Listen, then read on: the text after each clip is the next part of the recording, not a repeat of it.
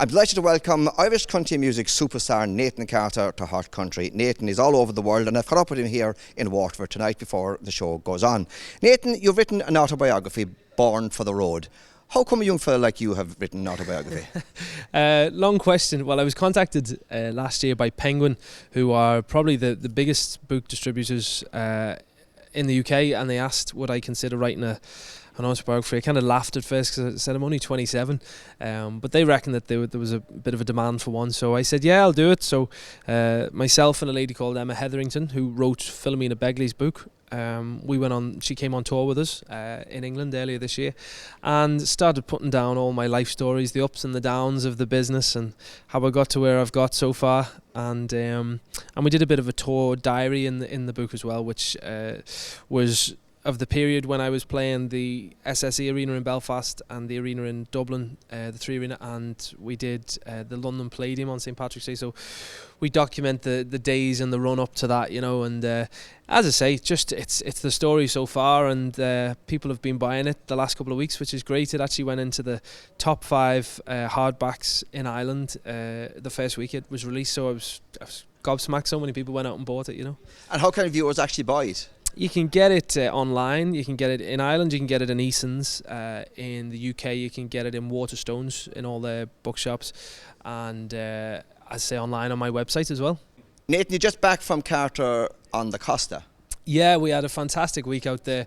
The weather was brilliant. We had people travelled from all over. We had all over the UK, a lot of Irish people, a couple of Australians came as well, which was amazing. And the entertainment was just top class. I mean, I did 4 nights, but the entertainers were unbelievable. We had Philomena Begley, who was singing unbelievably well, Lisa McHugh, Johnny Brady, Cleona Hagan, just the list went on and on and on. And it was entertainment from morning till the next morning, so it was great fun, and everyone that came seemed to enjoy it. And I wasn't going to do it next year, but I got persuaded into doing it again because this one was so good. So we're going to do it again next year in Torremolinos in October, from the 20th to the 26th in the Amaragua Hotel. How did you first get involved in country music?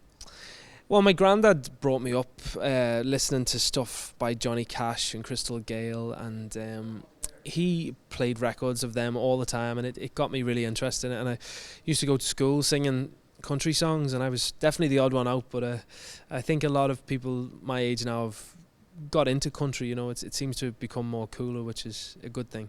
You first went to a concert up in Northern Ireland where Philomena Begley was performing, and I believe she asked you up on stage. Did it all start there then? That was one of my first big gigs anyway. I mean, I've been doing solo gigs around the north of England, playing pubs and clubs and Irish centres, and but that was my first ever time being on stage in Ireland. It was when Philomena called me up, and I've worked with her many occasions ever since, and we've become very good friends, you know. Recording wise, what's happening with Nathan Carter? Just recorded a brand new album. It's now out. It's called Born for the Road, same as the book, same title. I recorded most of the tracks in Nashville and some here in Ireland as well. It features a lot of country songs, some brand newly written ones by myself and different writers, and some old standards like Misty, and my latest single, There You Are. We've going to be recording a video for it next week, so I'm looking forward to getting that finished. And the album's got songs which I've released over the last 6 months, well, like Give It To Me and Winnie ONeal, which is a song I wrote about my late great grandmother. Tell us that story. Yeah, well, I got chatting with my nan one night on the bus, and I asked her about her mum and dad. I'd never met them. My great grandparents, they'd passed away by the time I was here, so she told me a story about they years ago tried to emigrate from Northern Ireland, a place called Warren Point, to America. They were going to start a new life there, and when they got the first boat, unfortunately they were robbed of all their possessions, so they ended up staying in Liverpool, and they brought up 10 children, 5 daughters, 5 sons, and my nan was one of them. And I just thought this was a great story, so I put pen to paper with John, and we came up with the song Winnie ONeal. All viewers would be nearly familiar with Nana McCoy, who is with you here tonight and nearly with you at all gigs. But tell us about your other Nana. Yeah, well, my my dad's mother was a lady called Amanah. She was from Yemen, in the Middle East, I think it is. So, and she basically lived there for many years and was a daughter of royalty. And I told this story recently on the Late Late Show. But she ran away. She met my granddad, a guy called John Carter, and they disowned her because he was a poor builder. So she ran away. So it's a very interesting story, but I talk about it a little bit in the book as well, funny enough. But she was a lovely lady. She passed away about 10 years ago, but she was a very nice, lovely lady. So all Nathan Carter fans will have to buy the book to get the full story, and all other stories about Nathan Carter. Exactly. Nathan, you're heading to Nashville in a couple of weeks' time. Going to do my longest ever American tour. We're going to, I think we start off in Chicago. We're coming to Boston. We're doing a week in Branson in Missouri, and playing a couple of gigs in Canada as well. So we're there for near enough 3.5, 4 weeks, which is the longest ever tour I've done of the States. But really looking forward to it. It's a lot of brand new venues, and this is my second tour going back. And we sent them PBS out there, the TV station. They have been playing my DVD from the 3 Arena. So a lot of new fans have seen me and heard me from that, which is great. And I'm going on tour with obviously my band, but we've got a lady called Chloe Agnew come with us as well. She's a fantastic singer, and she was part of Celtic Women for many years, so she's known in the States an awful lot. So we're looking forward to it. It's great fun, America, but it's just so big and so vast. It takes so long to get to some of the venues, Of course, it's a new audience again. Yeah, all new fans that are coming, and to be honest, Facebook has been a good help, and Instagram, keeping in contact. They see what's going on over here. When we're touring England and Scotland and Ireland, I put up snaps daily, of the gigs and the fans and what we do on the road.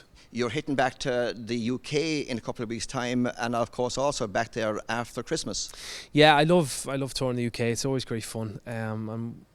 We're very lucky that we've built up a good fan base there, that come back to see us time and time again. So we're back in Scotland. We will have just done 4 sold-out shows at the Eden Court Theatre in Inverness, but we're coming back to Glasgow, the Royal Concert Hall, Dunfermline, Wick, and then next year, January, February, I'm going to do a run of England, starting off in my home city of Liverpool at the Philharmonic. We're going to Leeds Irish Centre, which is one of the first ever venues I used to play when I was about 17. I used to play in the front bar, so I'm going back to do a concert there, which is great fun. Hunstanton, Cambridge, Carlisle, Stoke, literally all over the place. We finish up on St Patrick's Day in the London Palladium, which is going to be great fun. And you're also doing a weekend in Blackpool. In the middle of that, we're in Blackpool for a weekend, which was we did it last year for the first time. It's kind of a fan club weekend, and I have a few special guests that come over and sing with us from Ireland. But it's always great fun.